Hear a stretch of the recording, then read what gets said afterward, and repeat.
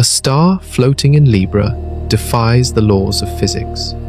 When astronomers first calculated its age, they got a number that made no sense: 14.5 billion years old. The problem? Our entire universe is only 13.8 billion years old. This star appeared to be billion years older than existence itself. If the measurements were correct, everything we knew about reality was wrong. But what actually happened is even stranger. In the year 2000, a team of astronomers made a calculation that should have been routine. They were measuring the age of HD 140283, a star that had caught their attention decades earlier. They ran the numbers through their models. They checked their data. Then they checked again. The result made no sense whatsoever. The star was 16 billion years old. Here's why that number caused panic. Our universe, according to decades of careful measurement, is 13.8 billion years old. Everything that exists, every galaxy, every planet, every atom, came into being at that moment. Nothing can be older than the universe itself. That would be like finding a tree that grew before dirt existed. But the math was clear. This star, sitting just 190 light-years away in the constellation Libra, appeared to have been born 2 billion years before the Big Bang even happened. Scientists had three possibilities to consider. First, maybe their measurements of the star were completely wrong. Second, maybe our understanding of how stars age was fundamentally broken. Or third, maybe the entire scientific community had miscalculated the age of the universe itself. Every option was terrifying. The discovery went public almost immediately. Headlines screamed about the star that broke physics. Television networks brought on experts to explain how this could shatter our understanding of reality. Online forums exploded with theories ranging from reasonable to absolutely wild. Some people saw it as proof that the Big Bang never happened. Others wondered if we lived in a simulation with a programming error. What made this particularly troubling was the method used to date the star. It wasn't some experimental technique that could easily be dismissed. Astronomers had used the same proven approaches they relied on for countless other stellar measurements. The data came from respected observatories. The calculations followed standard models that had worked perfectly well for decades. The star itself looked completely normal in most ways. It wasn't some bizarre object at the edge of known physics. HD 140283 followed the rules of stellar evolution. It burned its fuel predictably. Its luminosity matched expectations. Its mass fell within normal ranges. Everything about it made sense except for one impossible detail: its age. Scientists around the world began scrambling to figure out what went wrong.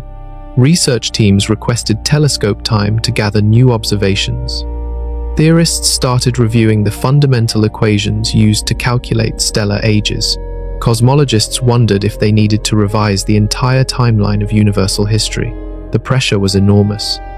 This wasn't just an interesting puzzle. It was a potential crisis that could unravel a century of carefully constructed knowledge. But before anyone could solve the mystery, they needed to understand something else. They needed to know why this particular star revealed its impossible age in the first place. And that story begins billions of years earlier, in a universe that looked nothing like the one we see today. The star hides in plain sight. If you know where to look, you can find HD 140,283 inches, the constellation Libra. It sits just 190 light-years away. In cosmic terms, that makes it a close neighbor.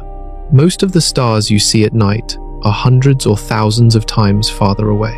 This ancient object is practically in our backyard, but you cannot see it without help. The star has an apparent magnitude of 7, which puts it just below the threshold of human vision.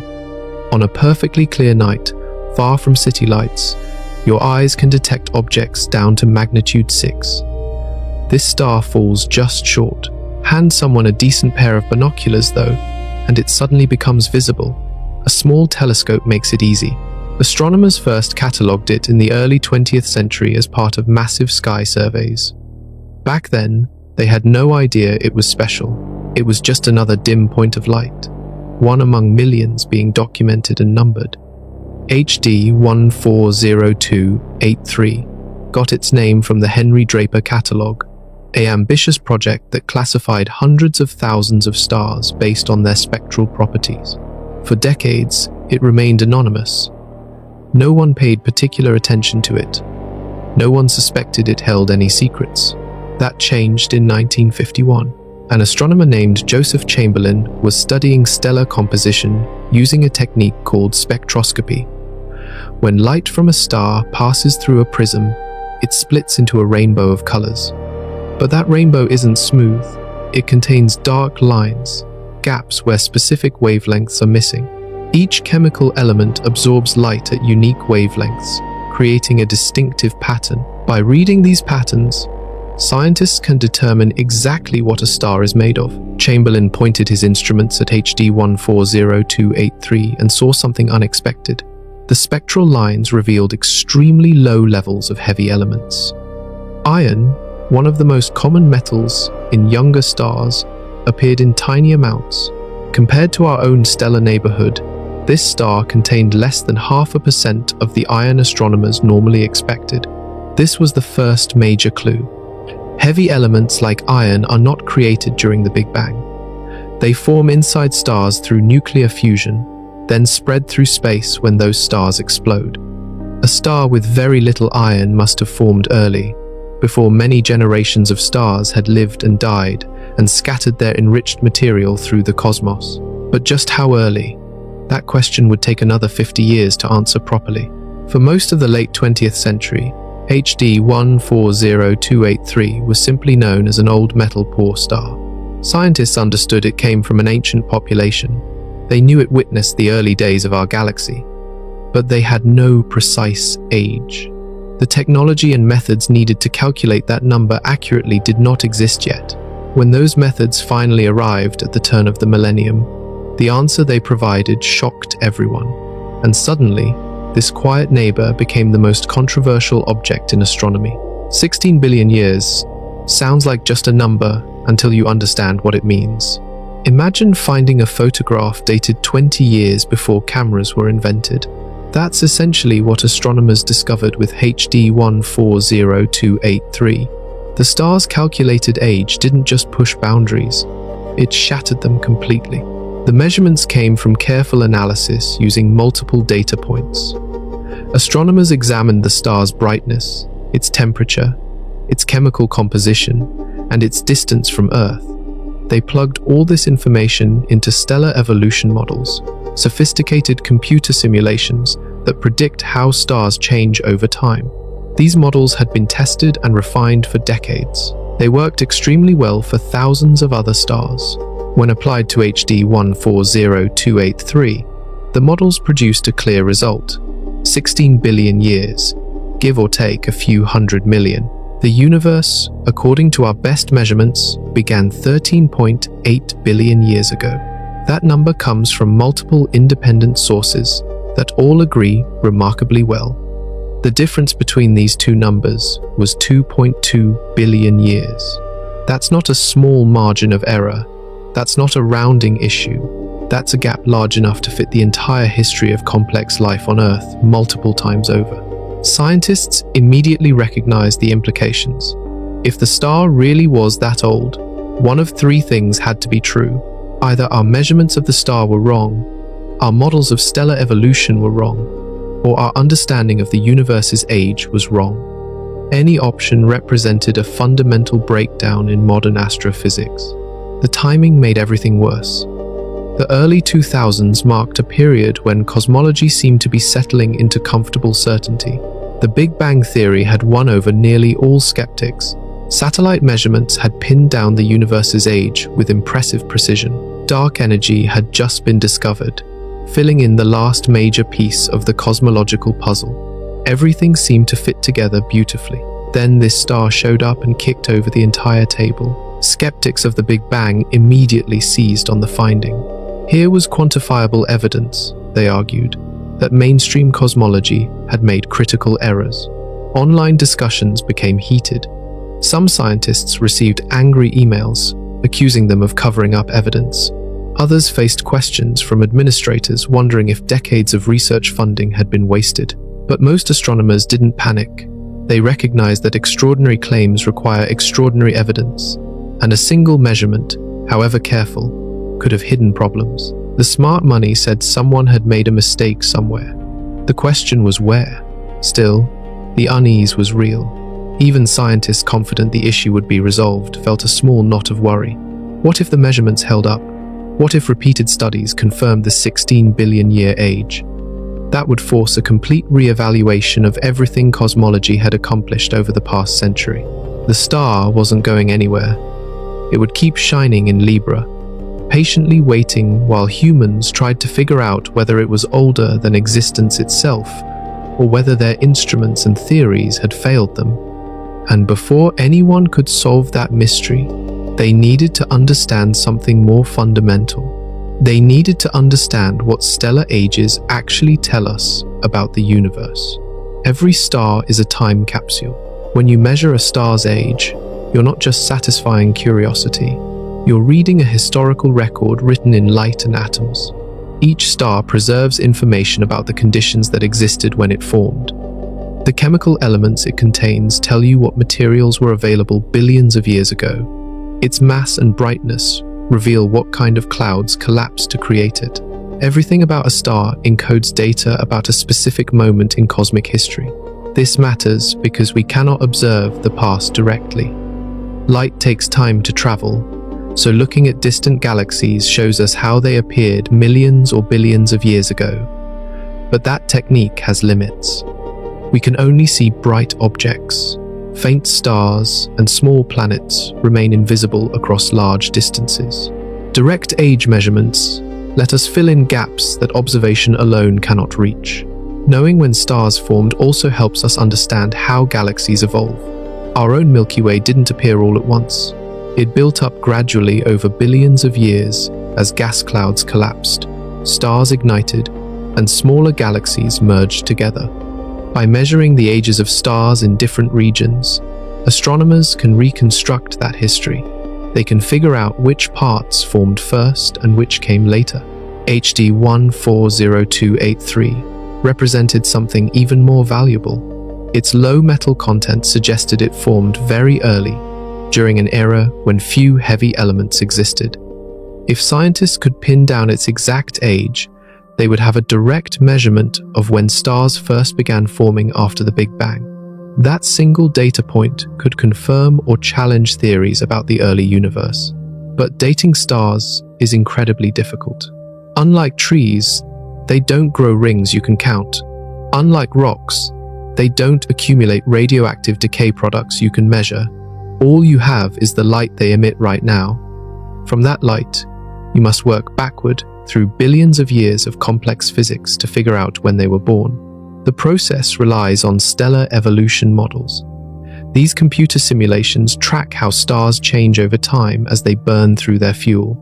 A star's current brightness, temperature, and size depend on how much fuel it has left, which depends on how long it has been burning. By matching a star's observed properties to the models, astronomers can estimate its age. The problem is that those models require accurate input data. If you miscalculate the star's distance, you'll miscalculate its true brightness. If you misjudge its chemical composition, you'll miscalculate how efficiently it burns fuel. Small errors in measurement propagate through the calculations and can produce wildly wrong ages. This is why the Methuselah star caused such controversy. The age calculation depended on a long chain of assumptions and measurements. Any link in that chain could potentially be wrong. But which one? And even if scientists found the error, would fixing it be enough to bring the star's age below the universe's age? Those questions needed answers fast. The longer the mystery remained unsolved, the more people would question whether our fundamental understanding of the cosmos was completely broken. But to understand what went wrong, you first need to understand what the early universe was actually like. The universe started simple. In the first moments after the Big Bang, reality consisted of an impossibly hot soup of elementary particles. Protons, neutrons, and electrons flew around in a chaotic dance, moving too fast and colliding too violently to stick together. Nothing solid could form, nothing stable could exist. Just pure energy gradually cooling as space itself expanded. This phase didn't last long. After about 380,000 years, temperatures had dropped enough for the first atoms to assemble. Protons captured electrons, creating the simplest element in existence: hydrogen. One proton, one electron, nothing more. Some protons had fused together earlier, during the first few minutes, when temperatures were still extreme enough for nuclear reactions. These paired protons captured neutrons and formed helium nuclei. When the universe cooled and electrons got captured, these became helium atoms. 2 protons, 2 neutrons, 2 electrons. And that was everything. No carbon, no oxygen, no iron, silicon, or gold. No elements that make up rocks, water, or living things. Just hydrogen and helium in a ratio of roughly 3:1. The entire universe contained only the 2 simplest atoms possible. This might sound limiting, but these 2 elements were enough. Gravity began pulling hydrogen and helium together into dense clouds. These clouds continued collapsing under their own weight. As they compressed, their cores heated up. Temperatures rose, pressure increased. Eventually, conditions became extreme enough for nuclear fusion to ignite. The first stars were born. Scientists call this population 3, and we've never actually seen one. They existed too long ago, too far away, at a time when the universe was young and small. Every population 3 star that ever formed has long since died, but we can infer what they must have been like based on physics.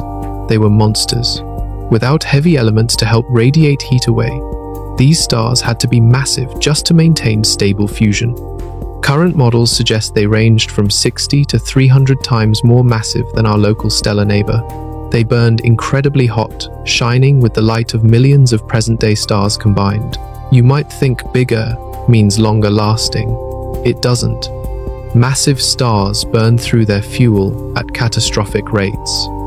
The stronger gravity squeezes their cores, the hotter the fusion reactions run, and the faster they consume their hydrogen supply.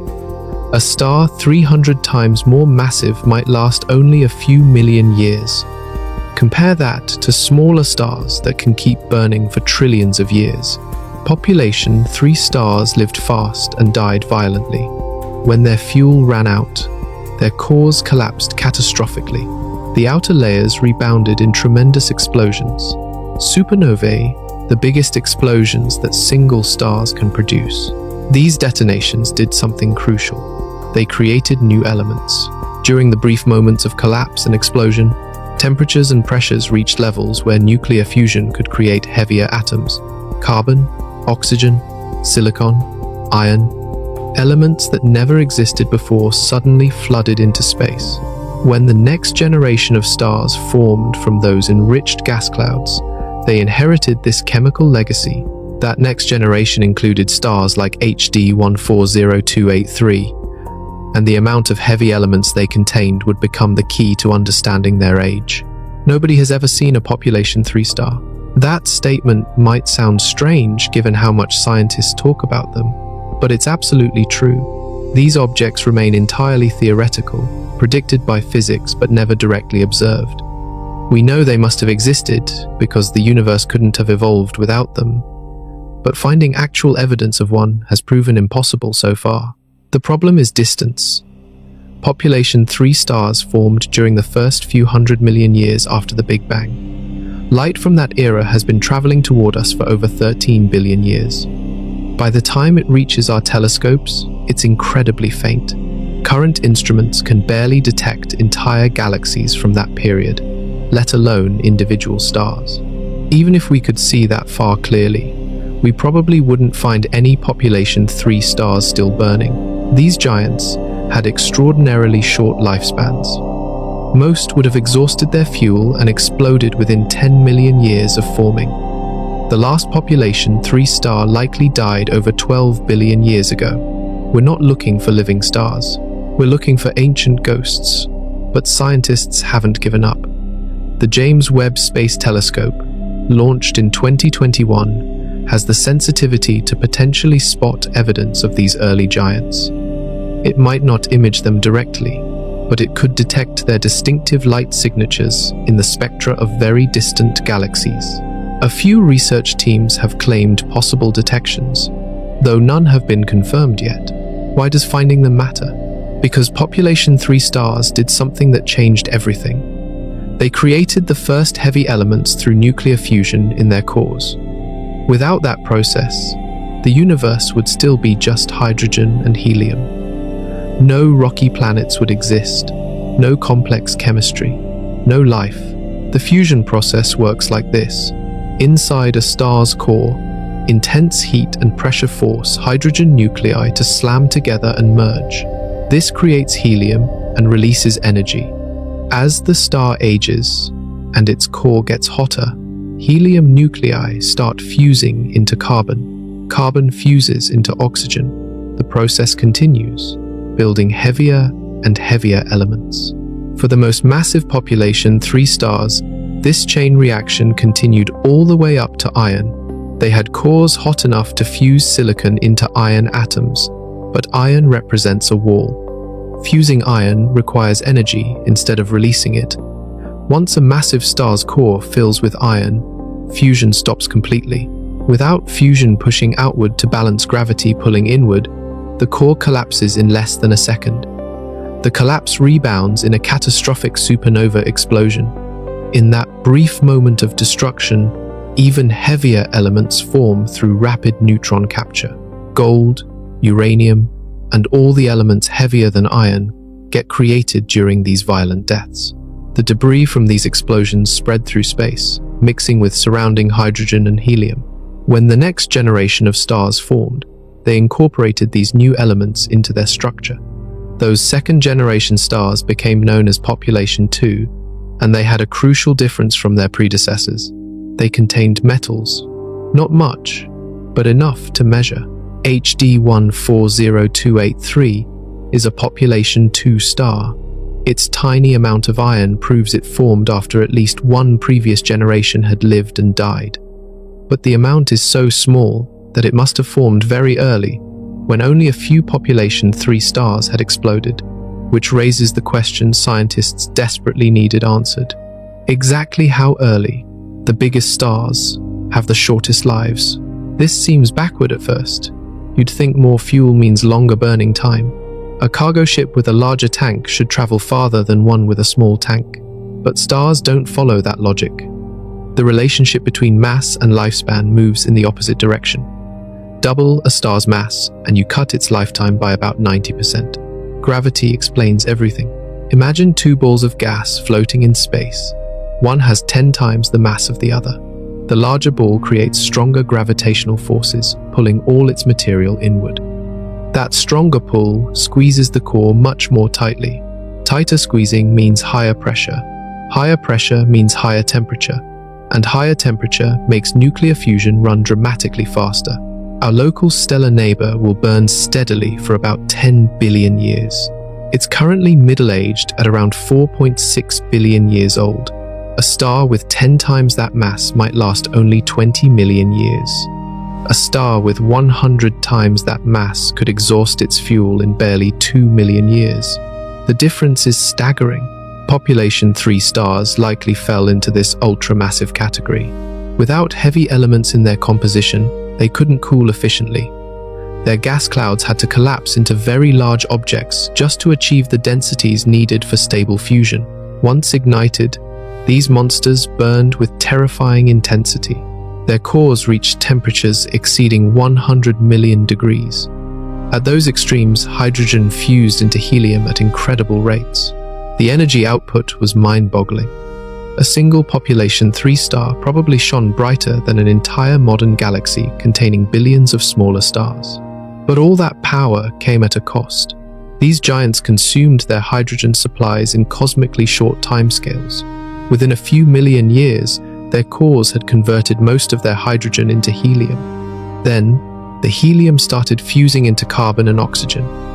Those heavier elements fused into neon, then magnesium, then silicon.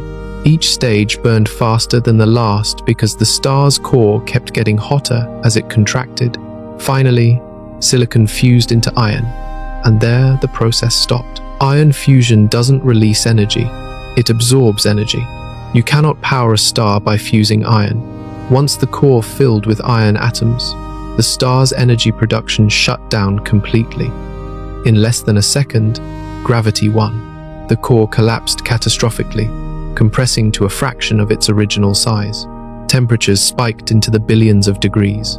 The outer layers came crashing inward, then rebounded off the collapsing core. The rebound launched a shockwave traveling outward at thousands of miles per second. As it passed through the star's layers, it ripped them apart. The star exploded, a supernova. For a few weeks, that single exploding star outshone its entire host galaxy. The explosion released more energy in 1 month than our local stellar neighbor will emit in its entire 10 billion year lifespan.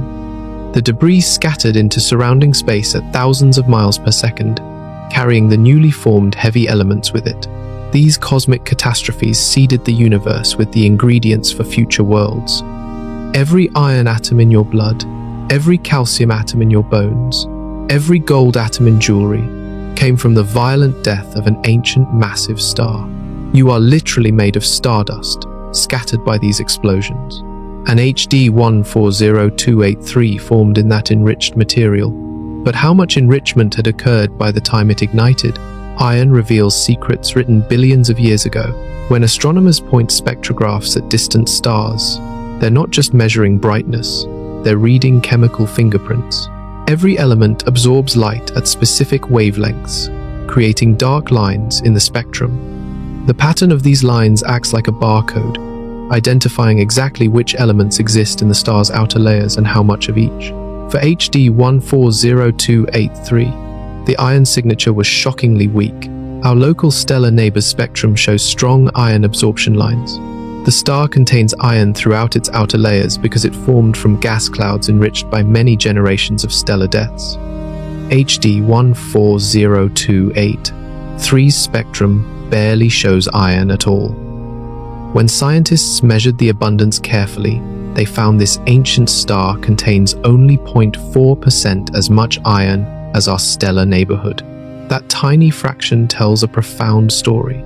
It means HD 140283 formed when very few supernovae had occurred. The gas cloud that collapsed to create this star came from an era when the universe was still almost entirely hydrogen and helium. Only a handful of massive population 3 stars had lived, died, and scattered their enriched material into space. But iron isn't the only element scientists measured. They also looked for other heavy elements like calcium, magnesium, and titanium. All showed similar depletion. The overall metallicity, a term astronomers use for all elements heavier than helium, was extremely low. This confirmed that HD 140283 belonged to the population 2 category, the second generation of stars to form after the Big Bang. The detection came from spectroscopy, a technique developed in the 1800s. Back then, scientists had no idea what those dark lines in stellar spectra meant. They just noticed that different stars showed different patterns. Eventually, they realized the patterns matched the absorption lines of specific elements heated in laboratory flames. Modern spectrographs are far more sophisticated than those early instruments. They can detect elements present in concentrations of parts per billion. They can measure dozens of different elements simultaneously, and they can do it for stars hundreds of light years away. When Joseph Chamberlain first examined HD 140,283 inches, 1951, he was using relatively primitive equipment compared to today's standards. But even his basic measurements revealed the star's unusually low metallicity. That observation made it scientifically interesting.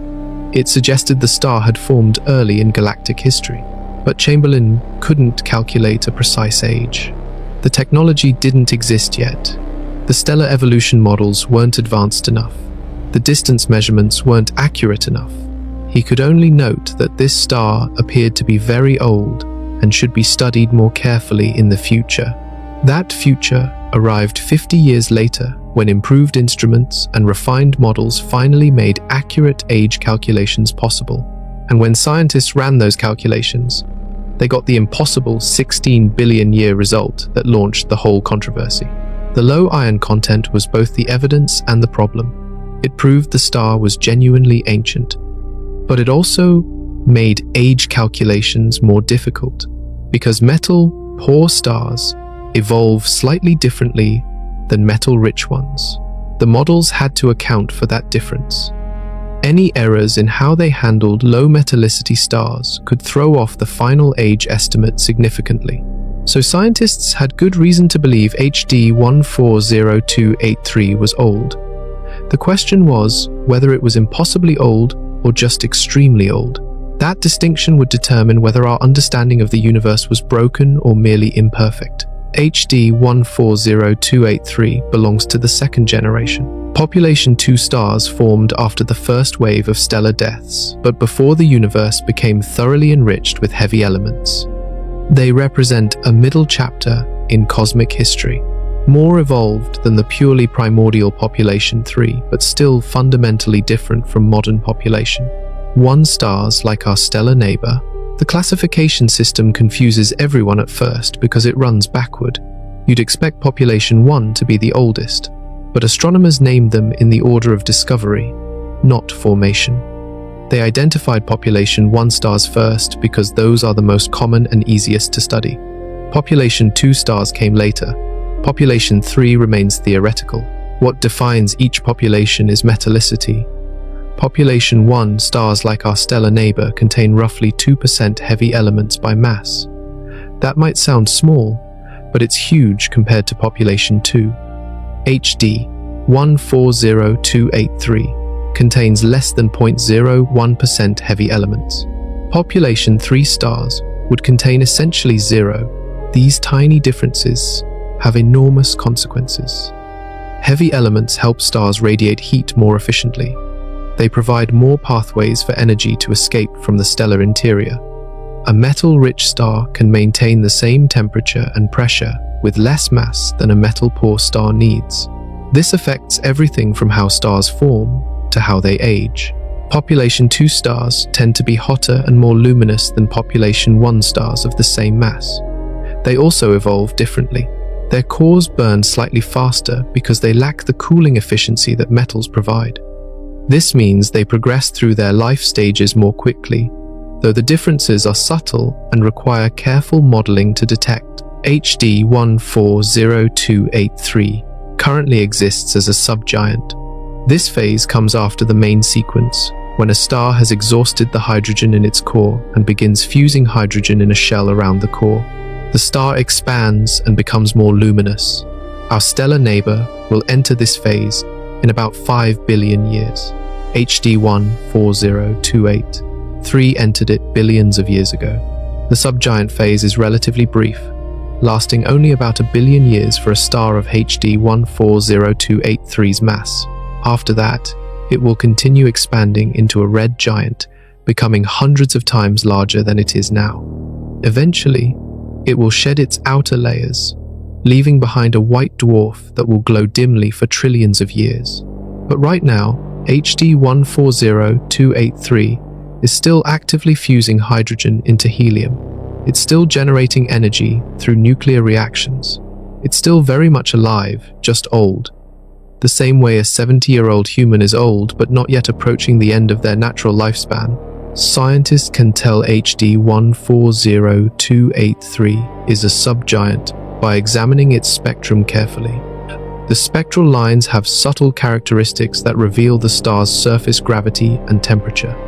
These parameters, combined with its luminosity, place it precisely in the subgiant phase of stellar evolution. This classification helped narrow down the age calculations. Scientists knew roughly how long stars spend in each evolutionary phase.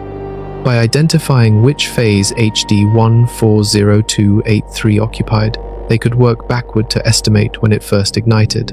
The math was complex, but it relied on well-tested principles. or so they thought, because when they finally ran all the numbers, the result defied everything they believed about the universe. And it all started with measurements from a satellite orbiting Earth. A European spacecraft revealed the impossible. In 1989, the European Space Agency launched Hipparcos, a satellite designed to measure stellar positions and distances with unprecedented precision. The name stood for High Precision Parallax Collecting Satellite, though it also paid homage to the ancient Greek astronomer Hipparchus, who created the first comprehensive star catalogue over 2,000 years earlier. Hipparcos orbited Earth for 4 years, scanning the sky methodically. It measured over 118,000 stars, recording their positions accurate to less than 1,000th of an arcsecond. That's like measuring the width of a human hair from 10 miles away. The precision was revolutionary. One of those stars was HD 140283. Distance measurements matter enormously for age calculations. If you know how far away a star is, you can calculate its true brightness from its apparent brightness. True brightness depends on the star's size and temperature, which depend on how much fuel it has burned, which depends on its age. Get the distance wrong, and every calculation downstream becomes wrong too. Before Hipparcos, distance measurements for stars like HD 140283 carried significant uncertainty. Astronomers had rough estimates, but not precise values. Hipparcos changed that by using parallax, the apparent shift in a star's position as Earth orbits around the stellar neighbor. Hold your finger in front of your face and close one eye, then the other. Your finger appears to jump back and forth against the background. That's parallax. The same thing happens with stars. As Earth moves through its orbit, nearby stars appear to shift slightly against more distant background stars. The amount of shift reveals how far away they are. Hipparcos measured these tiny shifts with extraordinary accuracy. For HD 140283, it determined a distance of approximately 190 light-years. That was close enough for detailed study, but far enough that light had been traveling since the early 1830s to reach us. With this precise distance, astronomers could calculate the star's true luminosity. Combined with its temperature and chemical composition, they had all the ingredients needed for an age calculation. They fed the numbers into stellar evolution models, sophisticated computer programs that simulate how stars change over billions of years. The models ran, the calculations completed, and the result was 16 billion years. The Hipparcos team published their findings in the early 2000s. The scientific community immediately recognized the problem. The age exceeded the universe's age by 2 billion years. Something was seriously wrong. Either the satellite measurements contained an error, the stellar models had fundamental flaws, or cosmologists had miscalculated the age of everything. The controversy exploded across academic journals and conferences. Papers appeared arguing different positions. Some scientists suggested the distance measurement might be slightly off. Others wondered if metal-poor stars evolved differently than the models predicted. A few radical voices questioned whether the Big Bang timeline needed revision. But most astronomers remained confident the issue would resolve. Extraordinary claims require extraordinary evidence, and a single measurement, however precise, isn't enough to overturn decades of confirmed cosmology. The smart bet was that someone would find the error and the age would drop to something reasonable. Nobody expected it would take over a decade to sort out, and nobody expected the solution would reveal just how difficult measuring stellar ages really is. What seemed like a simple mistake turned into a profound lesson about the limits of our knowledge. The impossible star gave ammunition to skeptics everywhere. For decades, fringe scientists and alternative theorists had questioned whether the Big Bang really happened. They pointed to supposed inconsistencies, unexplained observations, and alleged cover-ups. Mainstream astronomy dismissed most of these arguments because they relied on misunderstandings or outdated data.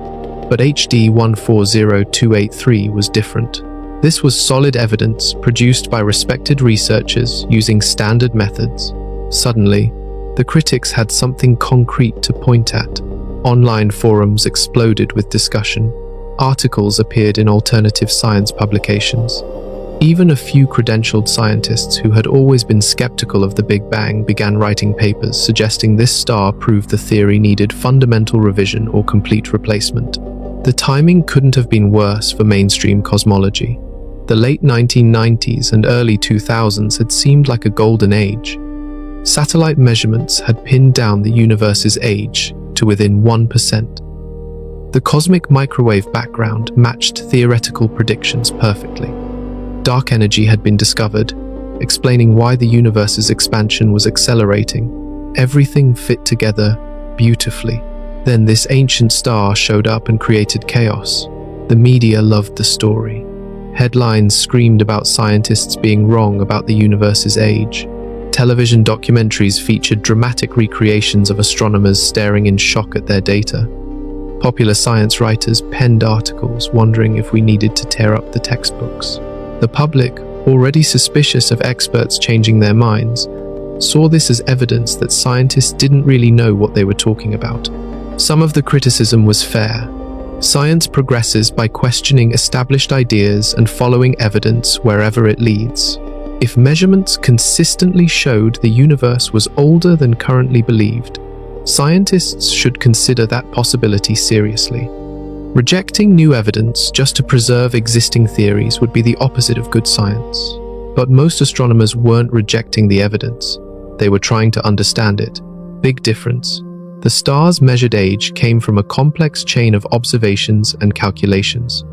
Any link in that chain could contain errors.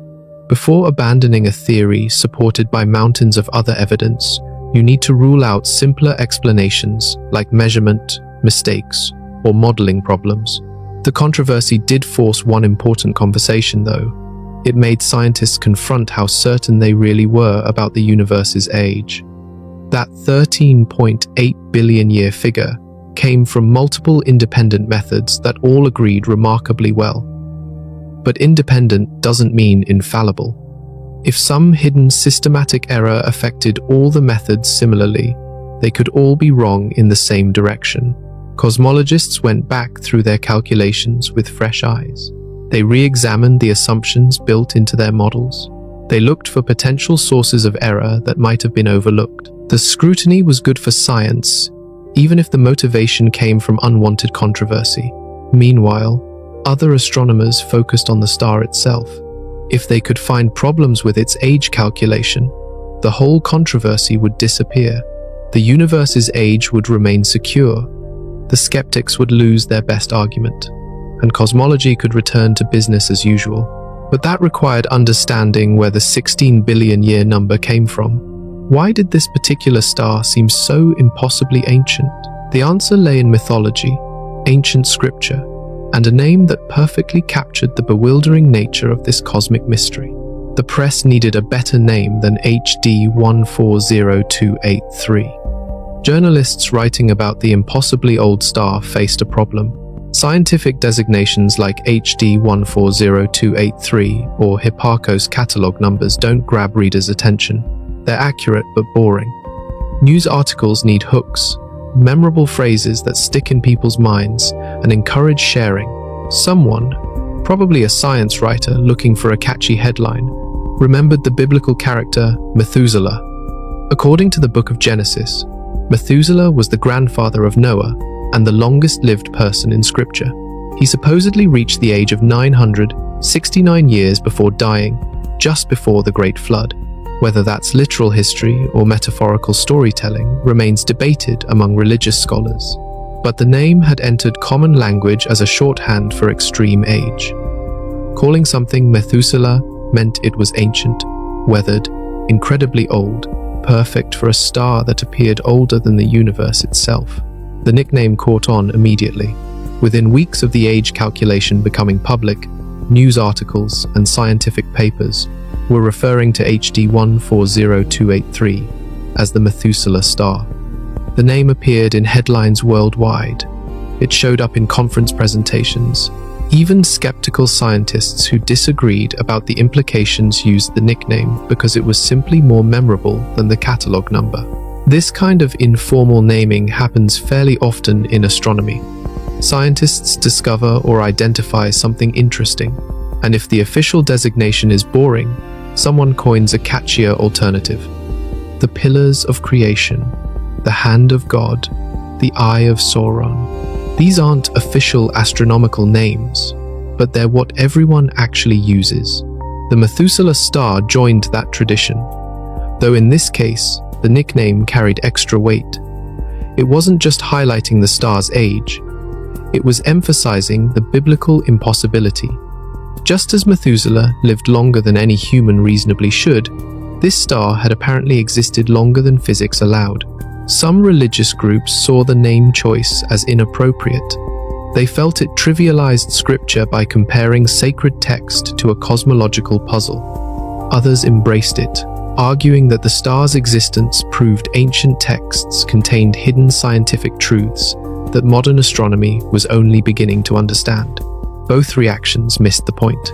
The nickname was just a convenient label, not a theological statement, but the name did serve one useful purpose. It kept the story in public consciousness. Years after the initial discovery, people still recognized the Methuselah star reference. Journalists could mention it without lengthy explanations. Educators could use it to introduce discussions about stellar ages and cosmic timelines. The name had sticking power. Behind the scenes, astronomers were working furiously to resolve the age paradox. The nickname might have been fun, but the underlying problem was serious. If they couldn't figure out what went wrong, it would undermine confidence in cosmology as a whole. Too much was riding on this to let it remain a mystery. The solution required going back to basics. They needed to understand how scientists measure the universe's age in the first place. Only then could they figure out whether the measurements were solid or whether hidden errors might have thrown everything off. The first step was examining the cosmic microwave background, the oldest light in existence. The universe left behind a baby picture. About 380,000 years after the Big Bang, something remarkable happened. The universe had been expanding and cooling since its explosive beginning. Finally, temperatures dropped below 3,000 degrees. At that point, electrons and protons could stick together to form stable hydrogen atoms. Before this moment, light couldn't travel far. Free electrons scattered photons constantly, making the universe opaque like thick fog. But once atoms formed, photons could suddenly fly freely through space. The universe became transparent. Light escaped and began traveling outward in all directions. That ancient light is still traveling today. We call it the cosmic microwave background radiation. Every cubic inch of space contains photons that have been journeying through the universe for over 13 billion years. They've been stretched by cosmic expansion from visible light into microwaves, but they're still here, still detectable. Scientists first discovered this radiation accidentally in 1964. Two researchers at Bell Labs, Arno Penzias and Robert Wilson, were trying to eliminate annoying static from a radio antenna. They couldn't get rid of it. The noise came from every direction equally. Eventually, they realized they'd found the afterglow of the Big Bang itself.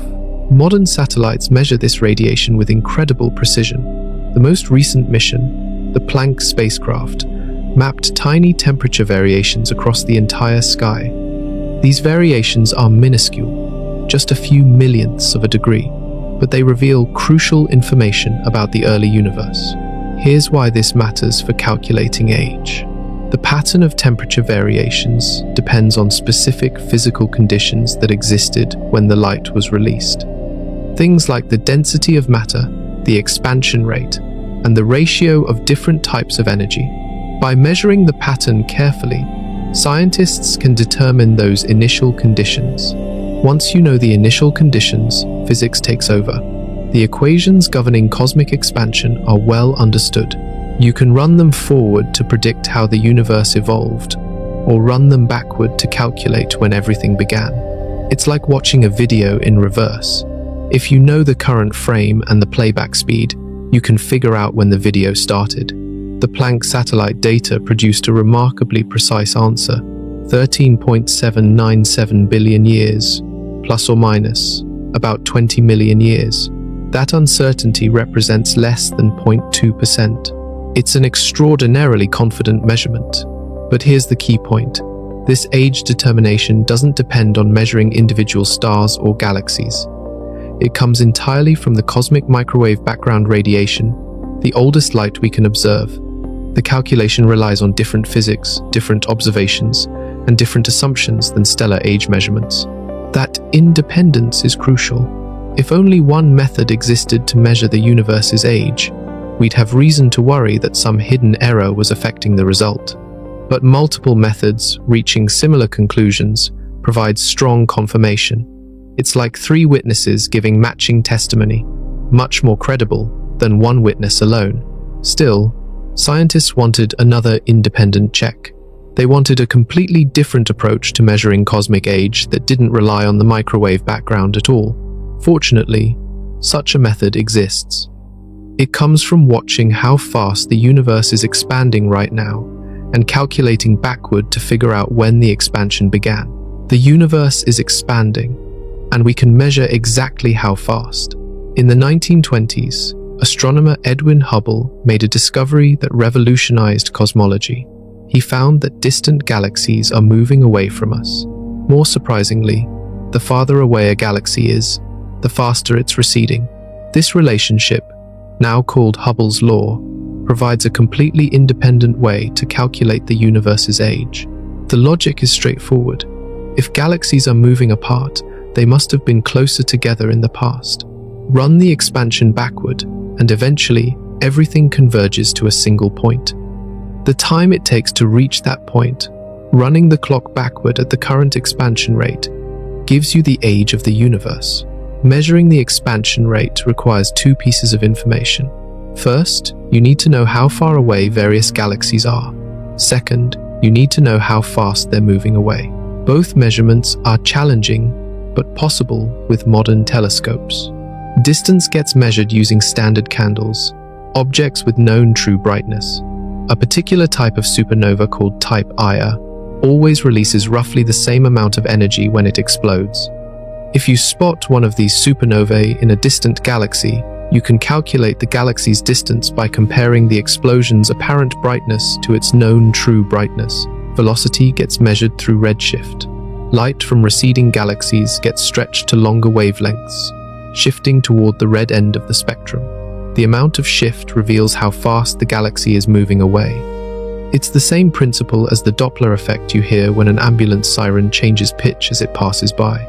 Combine distance and velocity for many galaxies, plot them on a graph, and you get a line.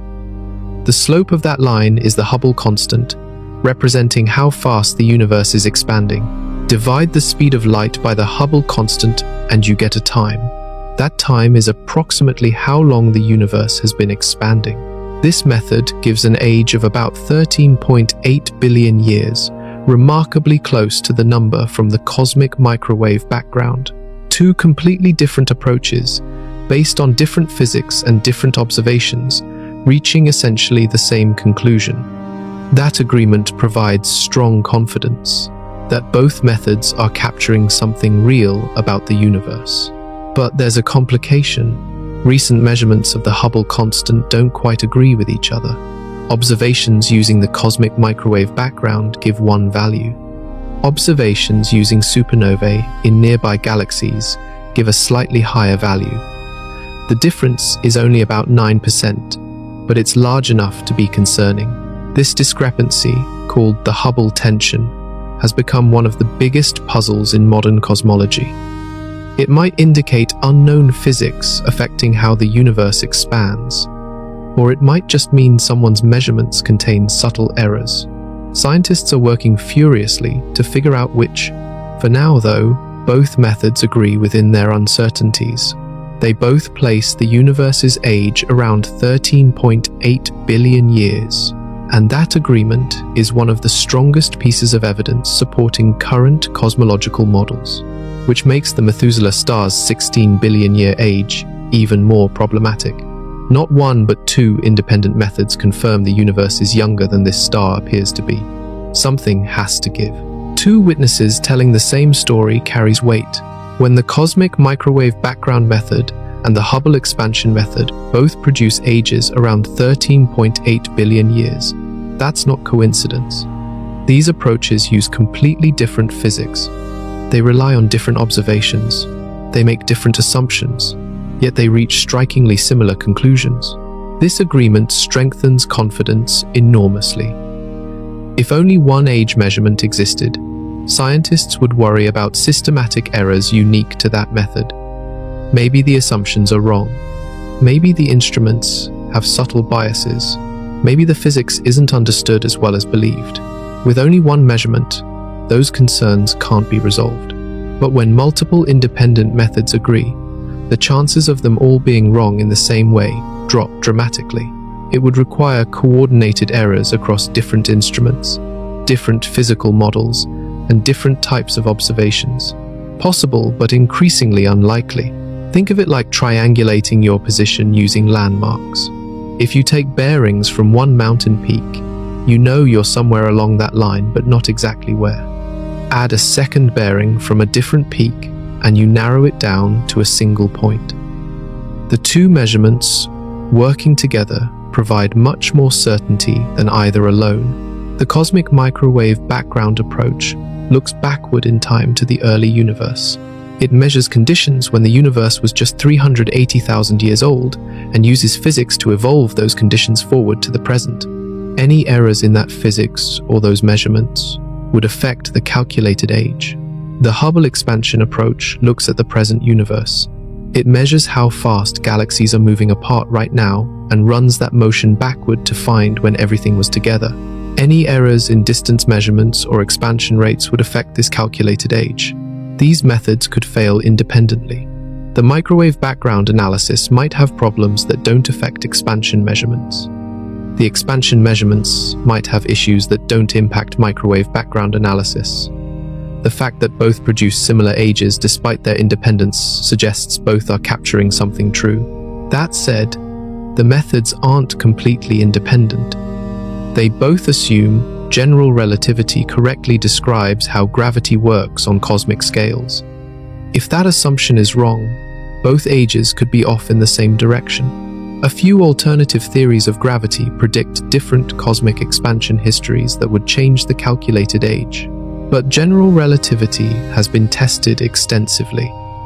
It correctly predicts the orbits of planets, the bending of light around massive objects, the existence of gravitational waves, and countless other phenomena. Abandoning it would require extraordinary evidence. An old star, however puzzling, doesn't meet that threshold. Scientists also have other, less precise ways to estimate the universe's age. They can measure the ages of the oldest star clusters and add time for those clusters to form after the Big Bang. They can study the abundance of radioactive elements created shortly after the universe began. These methods are less accurate, but provide additional consistency checks. All of them point toward the same general time frame, 13 to 14 billion years. The universe formed, structures grew, stars ignited, galaxies assembled, and eventually, humans evolved to figure all this out. Which brings us back to the central mystery. How could HD 140283 possibly be older than all of that? The answer required better measurements. And those measurements came from the most famous telescope ever built. The newest space telescope is finding impossible galaxies. When the James Webb Space Telescope launched in December 2021, astronomers expected amazing discoveries. This instrument can see farther into space and deeper into the past than anything before it. Its massive mirror collects infrared light that has been traveling since the early universe, revealing galaxies that formed when the cosmos was just a few 100 million years old.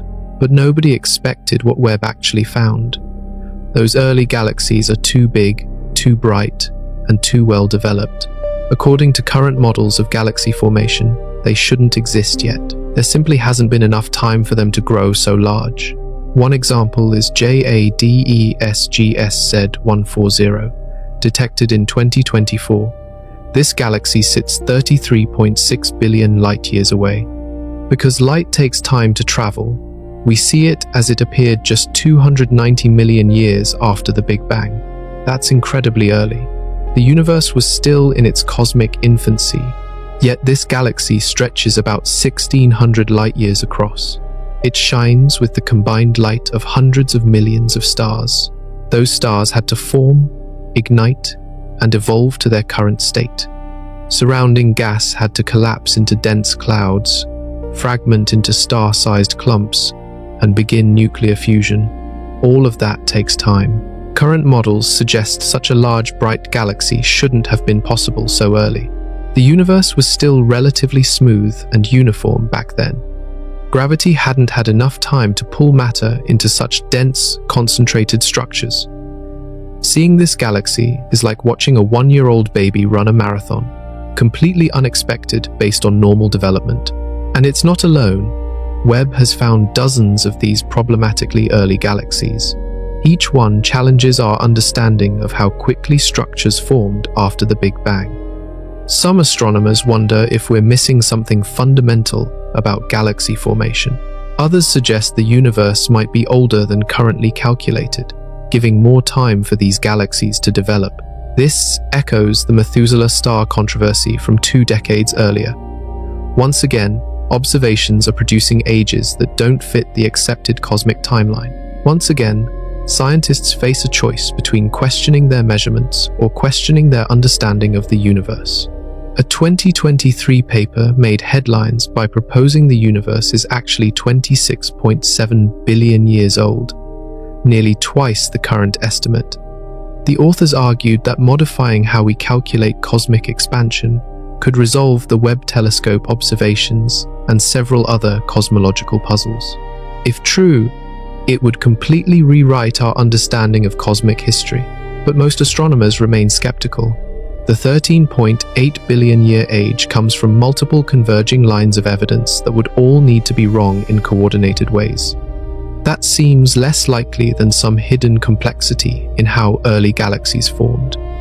Perhaps stars could form faster than models predict under the extreme conditions of the early universe. Perhaps dark matter clumped together more efficiently than expected. The debate continues. New observations keep challenging accepted ideas. But that's exactly how science should work. When reality contradicts theory, you don't ignore reality. You improve the theory or find better explanations. The universe doesn't care what we think should be possible. It simply does what it does. And sometimes, that means surprising us with stars and galaxies that seem far too old for comfort. A few scientists argue the universe is twice as old as textbooks claim. The standard age of 13.8 billion years rests on multiple pillars of evidence. But what if those pillars themselves stand on questionable foundations? What if the assumptions built into cosmological models contain fundamental errors that make everything appear younger than reality? Rajendra Gupta, a physicist at the University of Ottawa, published a controversial paper in 2023 proposing exactly that. He suggested modifying the equations that describe cosmic expansion. His altered models produced a universe age of 26.7 billion years, nearly double the accepted value. Gupta's theory attempts to solve several mysteries simultaneously.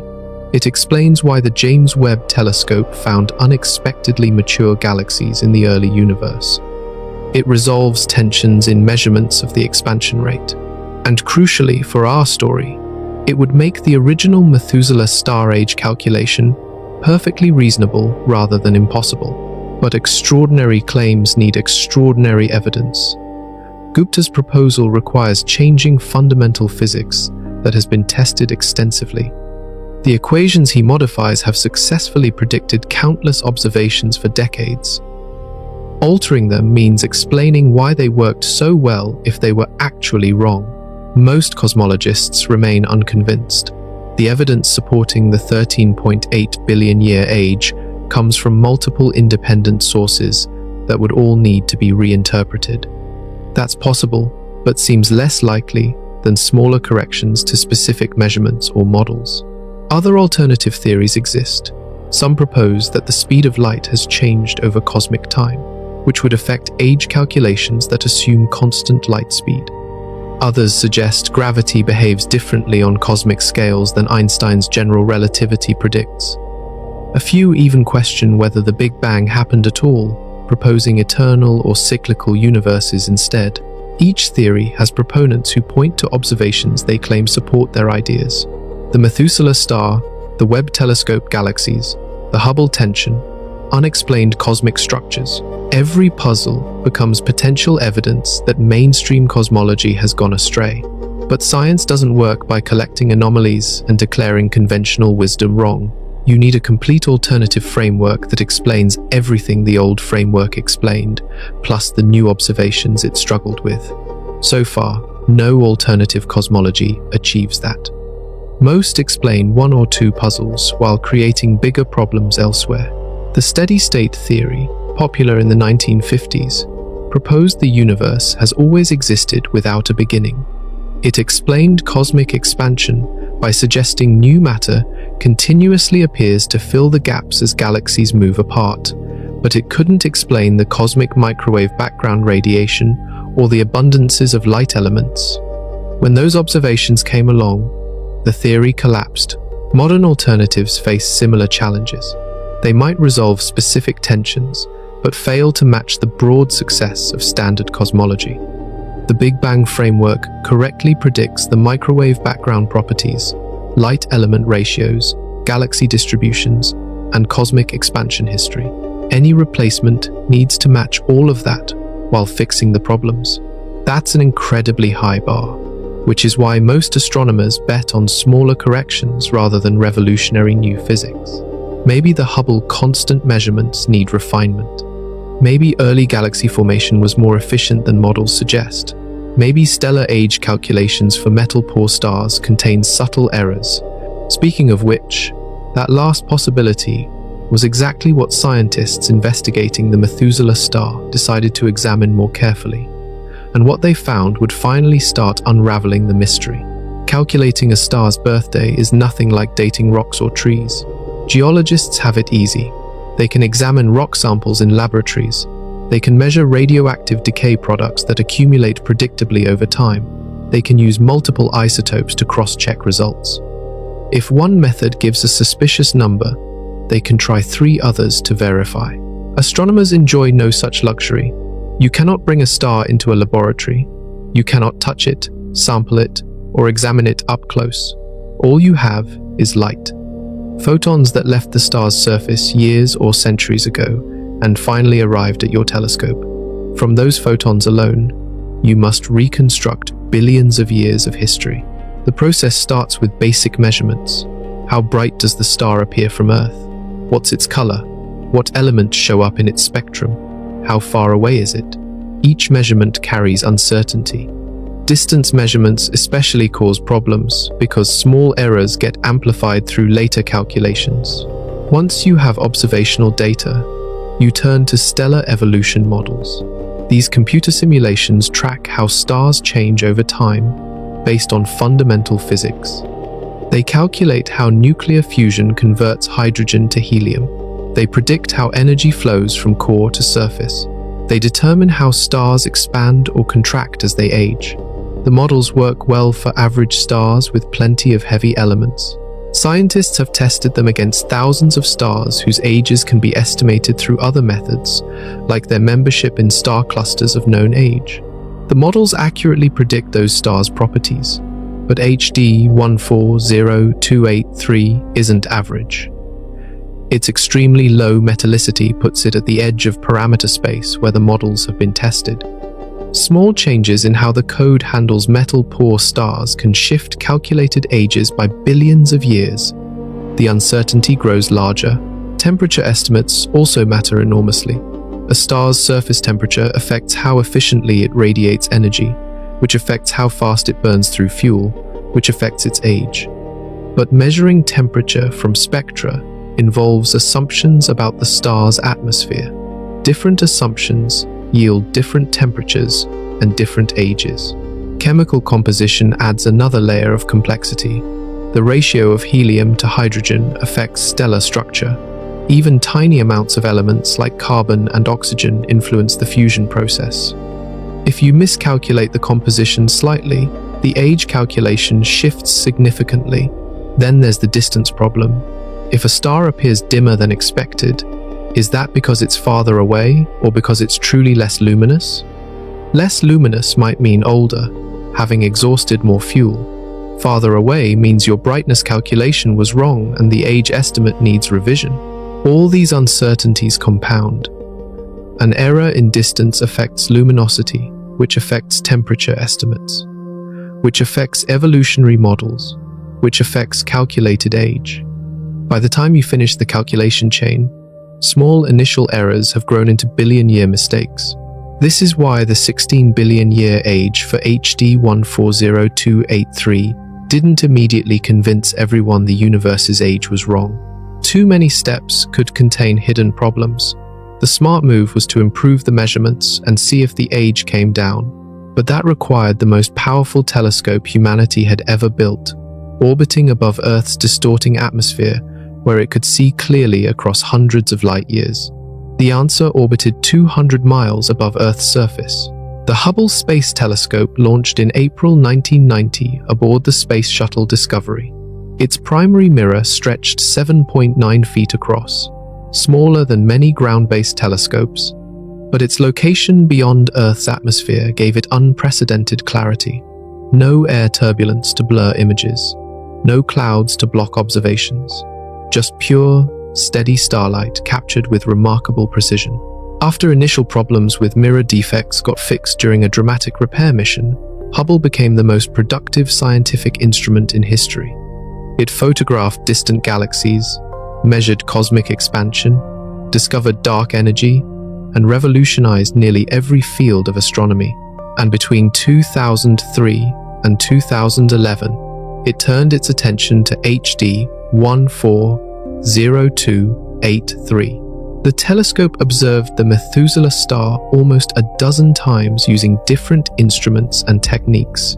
Each observation added data that would help resolve the age controversy. The most important measurements involved parallax, the apparent shift in the star's position as Earth orbits around our stellar neighbor. Ground-based parallax measurements had worked well enough for the initial age calculation, but Earth's atmosphere constantly distorts incoming light, blurring stellar positions slightly.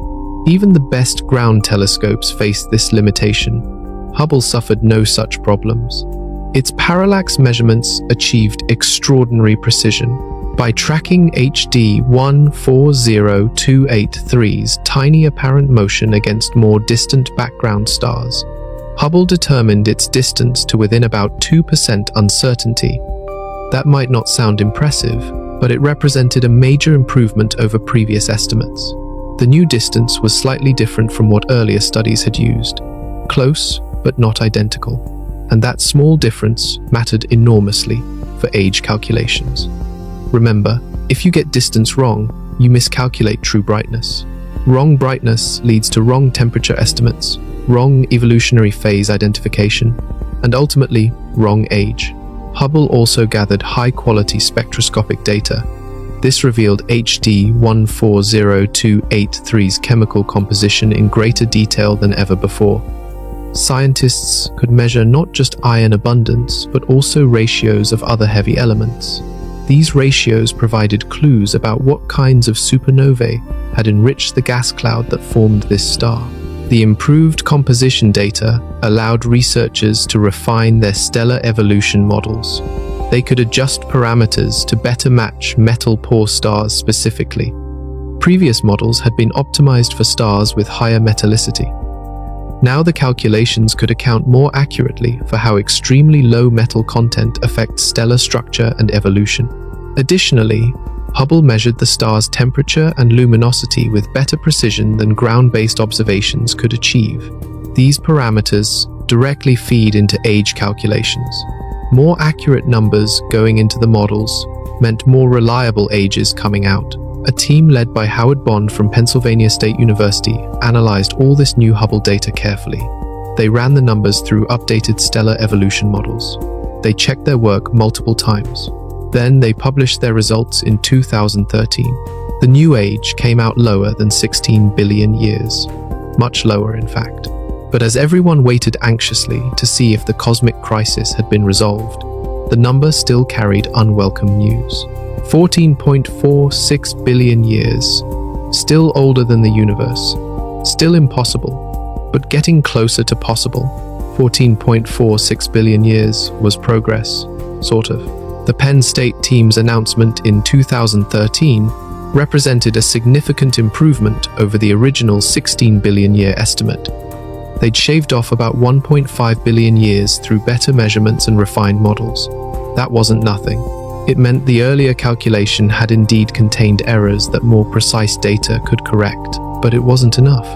The universe's age remained firmly at 13.8 billion years. The Methuselah star still appeared roughly 700 million years too old, still impossible, still breaking the fundamental rule that nothing can predate existence itself. The scientific community greeted the news with mixed feelings. On one hand, the age had moved in the right direction. That suggested the problem lay with stellar age calculations rather than cosmic age measurements.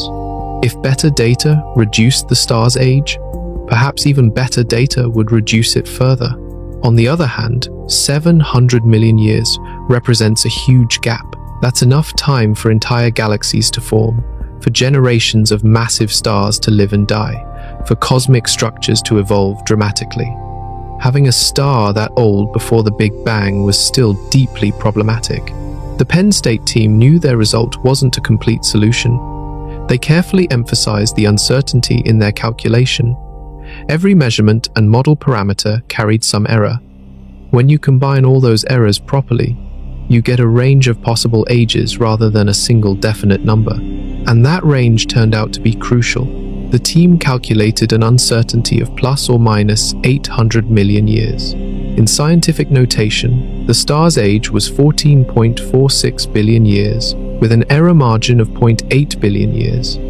That means the true age could be as high as 15.26 billion years or as low as 13.66 billion years. Read that last number again, 13.66 billion years. That falls comfortably below the universe's age of 13.8 billion years. If HD 140283's true age happened to lie at the lower end of the possible range, there was no crisis, no impossibility, no cosmic paradox. Of course, if the age fell at the upper end of the range, the problem remained. 15 billion years was still way too old, but at least now scientists had a plausible path to resolution. Improve the measurements further, reduce the uncertainty, and the age might drop below the cosmic threshold. This represented a major shift in perspective. Before the Penn State study, the Methuselah star appeared to be a fundamental challenge to cosmology. After the study, it looked more like a measurement problem that additional observations could solve. The tension had lessened dramatically, even though it hadn't disappeared entirely. Media coverage reflected this change. Instead of headlines screaming about physics being broken, articles now discussed how scientists were closing in on the mystery. The tone shifted from panic to cautious optimism. Maybe the universe wasn't wrong after all. Maybe we just needed better telescopes. But science demands certainty, not maybes. An age estimate that spans both sides of the cosmic threshold isn't good enough. Researchers needed to pin down that number more precisely, and that's exactly what they set out to do over the next several years, with increasingly sophisticated observations and models. The 800 million year uncertainty changed everything. Before the Penn State study, most people treated the 16 billion year age as a hard number. The star was 16 billion years old, period. That made it impossible, paradoxical, physics breaking. But treating any scientific measurement as absolutely certain misunderstands how science actually works. Every measurement has uncertainty. When you measure your height, the result depends on whether you use a ruler marked in inches or millimeters, whether you stand perfectly straight, whether you measure in the morning or evening after your spine has compressed slightly. Real measurements always come with some wiggle room. For stellar ages, that wiggle room gets large. Remember all those compounding uncertainties from earlier? Distance measurements carry a few percent error. Temperature estimates have their own uncertainty range. Chemical composition measurements aren't perfect. Stellar evolution models contain assumptions that might not be exactly right. When you propagate all these uncertainties through the age calculation, they multiply. A 2% distance error might translate to a 5% age error. Add in temperature and composition uncertainties, and suddenly, you're looking at error bars spanning billions of years. The 0.8 billion year uncertainty in the Penn State result reflected this reality. The team carefully tracked every source of error and combined them properly to produce that range. It was honest science, acknowledging the limits of what their data could conclusively prove, and those limits mattered enormously. An age of 14.46 plus or minus 0.8 meant the measurement was consistent with ages anywhere from 13.66 to 15.26 billion years. The lower bound fell below the universe's age. Therefore, the measurement didn't actually prove the star was older than the universe. This might sound like a technicality, but it's fundamental to understanding scientific claims. When uncertainties are large enough that multiple explanations fit the data, you cannot draw definitive conclusions. You can say the data suggests certain possibilities or makes others unlikely, but you cannot claim proof. Imagine a murder trial where the time of death is estimated at midnight plus or minus 3 hours. That means death could have occurred anywhere between 9 p.m. and 3 a.m. If the suspect has an alibi for 9 p.m. to 11 p.m., they're not necessarily innocent because death might have happened later. But if they have an alibi for the entire window, they're clearly innocent. The Methuselah star was like that. Before the Penn State study, the estimated time of birth fell entirely before the universe began. Clear impossibility. After the study, the birth time window straddled the Big Bang. Possible, but not definite impossibility. That shifted the burden of proof. Instead of cosmologists needing to explain how a star could be older than the universe, stellar astronomers needed to narrow down the age estimate to figure out whether it actually was impossible or just appeared that way due to measurement limitations. The path forward was clear. Get better data, reduce the uncertainties, pin down that age with enough precision to definitively say whether it fell before or after the Big Bang. Multiple research teams accepted that challenge, and over the next several years, they made remarkable progress using increasingly refined techniques. Science works by gradually approaching truth through repeated refinement. The Penn State study in 2013 wasn't the end of efforts to measure HD 140283's age. It was just one step in an ongoing process. Other research teams continued improving measurements and models, each pushing toward greater precision. A 2014 study nudged the age down to 14.27 billion years. The change seemed small, less than 200 million years, but it represented continued progress in the right direction. Better distance measurements contributed. Improved stellar atmosphere models helped. More sophisticated handling of chemical composition data made a difference. Each study built on previous work while adding new insights. One team might focus on refining temperature estimates using advanced spectroscopic techniques. Another might improve the stellar evolution code to better handle metal-poor stars. A third might gather additional parallax measurements to nail down distance more precisely. The uncertainties gradually shrank too. That 2014 study reported errors around plus or minus 700 million years, down from 800 million in the Penn State work. The age estimate was getting more precise, even as it was getting lower. Both trends were encouraging. Other researchers took different approaches. Instead of just measuring HD 140283, they studied similar metal-poor stars to calibrate their models. If you can measure ages for multiple ancient stars, and they all give consistent results, that builds confidence. If they scatter wildly, something's wrong with your methods. The comparisons generally supported the revised ages. Other, extremely old stars didn't appear older than the universe either. Their ages clustered around 12 to 13 billion years, comfortably below the cosmic limit. This suggested the techniques were working properly, and HD 140283's age would continue dropping as measurements improved. Throughout this period, new telescopes and instruments came online. The Gaia spacecraft, launched by the European Space Agency in 2013, began making even more precise parallax measurements than Hubble. For stars like HD 140283, Gaia could determine distances to within 1% or better. That dramatically reduced one major source of uncertainty. Better spectroscopic instruments on ground-based telescopes contributed too. Advances in detector technology and adaptive optics systems that compensate for atmospheric distortion let astronomers gather higher quality spectra. More detailed spectra meant better composition measurements and temperature estimates. The stellar evolution models themselves improved.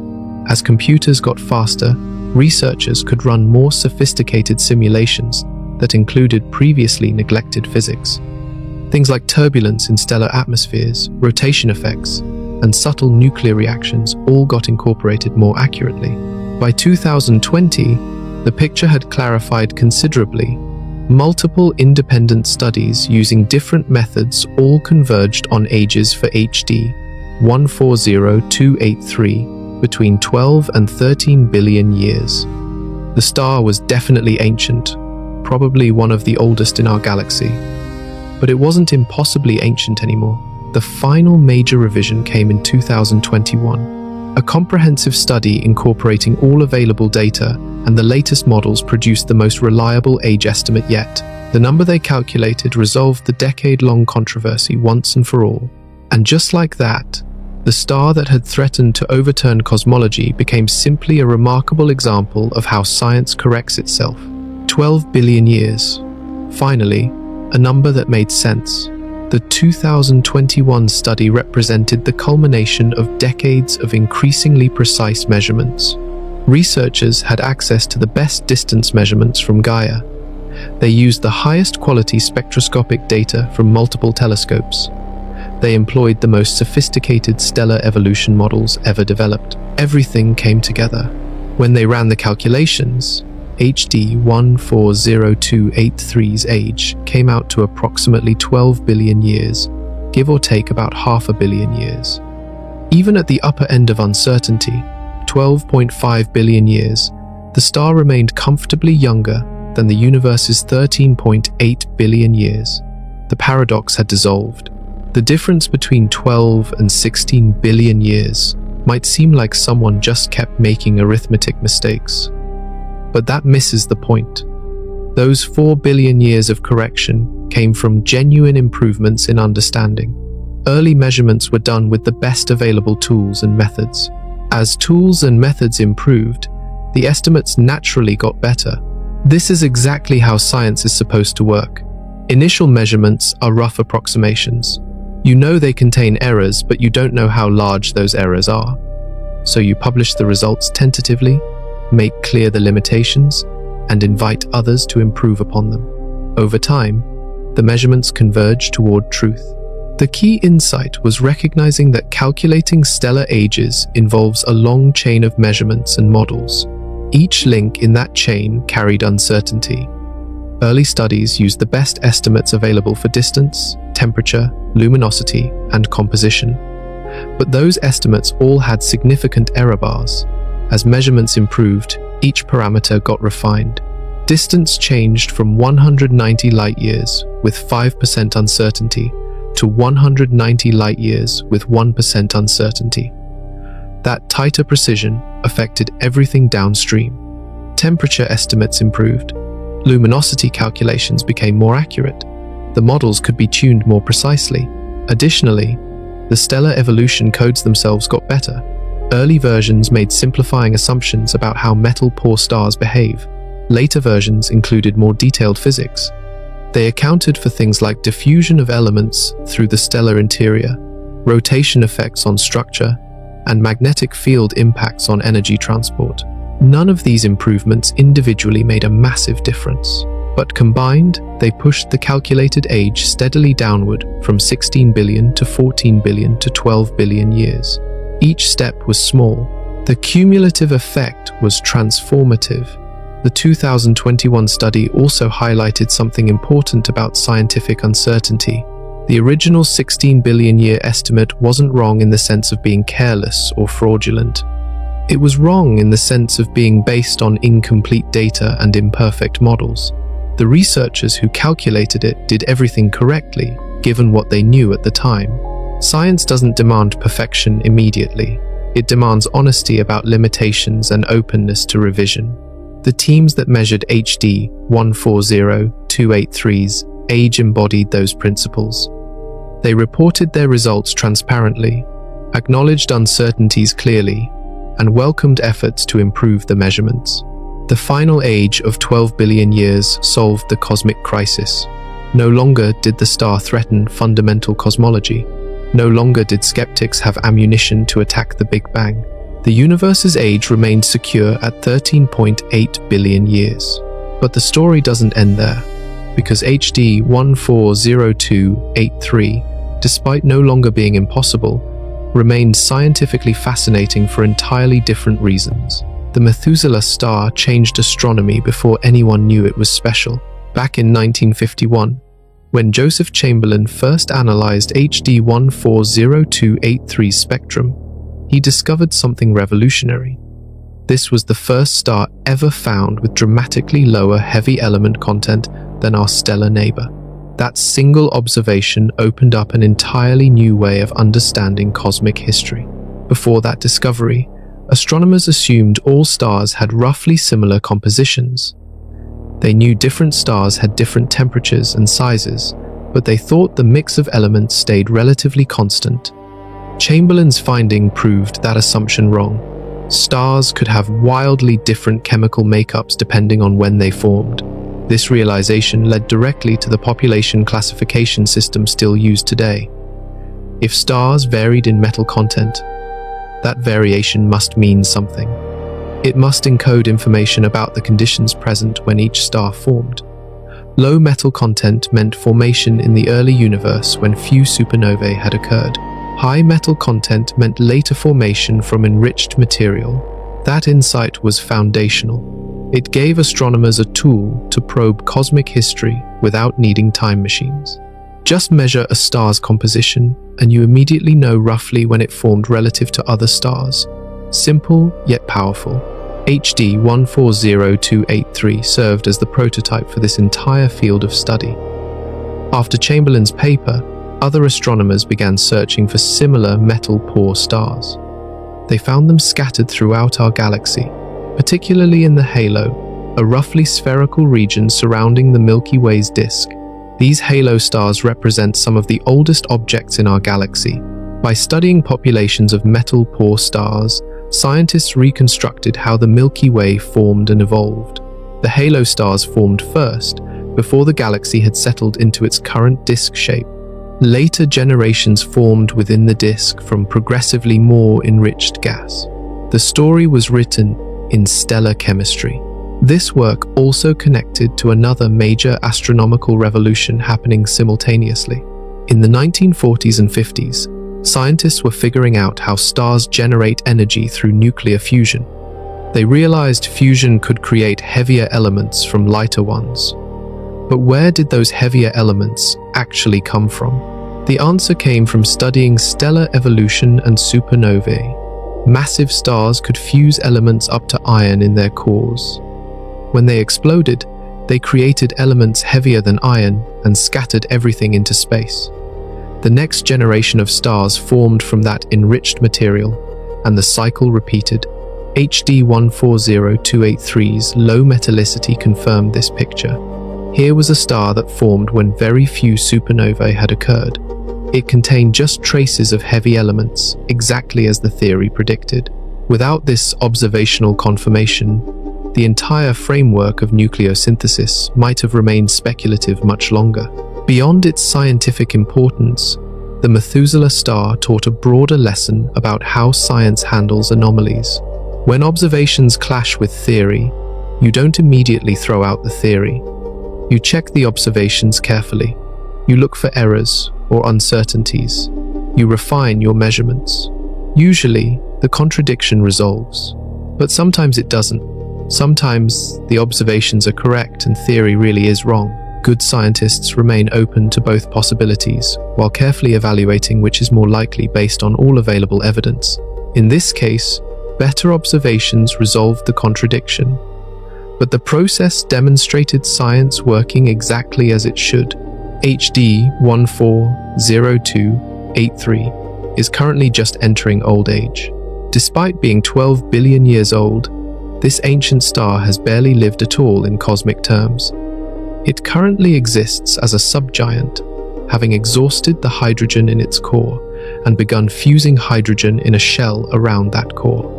This phase started relatively recently on cosmic timescales, perhaps within the last few 100 million years. Our stellar neighbor will reach the subgiant phase in about 5 billion years. It will expand slightly, becoming more luminous as it adjusts to the new energy source. This phase lasts roughly 1 billion years before the next transformation begins. HD 140283 entered this stage billions of years ago, but still has substantial time remaining. Eventually, the hydrogen shell will produce enough helium to accumulate around the core. The star will continue expanding dramatically, becoming a red giant. Its outer layers will extend outward, possibly growing to hundreds of times its current size. The surface will cool to reddish temperatures, while the total energy output increases enormously. During the red giant phase, the core will contract and heat until temperatures reach 100 million degrees. At that point, helium fusion ignites. 3 helium nuclei combine to form carbon in a reaction called the triple alpha process. This new energy source stabilizes the star temporarily, though it burns through helium fuel much faster than it previously burned hydrogen. After exhausting its helium supply, HD 140283 will lack the mass needed to ignite carbon fusion. More massive stars can continue fusing heavier elements, but this star falls below that threshold. Without a new energy source, the core becomes inert again. The outer layers, no longer supported by fusion energy, will begin drifting away. These expelled outer layers form what astronomers call a planetary nebula, though it has nothing to do with planets. The name comes from early observers who thought these objects looked like planetary disks through small telescopes. In reality, they're expanding shells of gas glowing from the ultraviolet light of the exposed stellar core.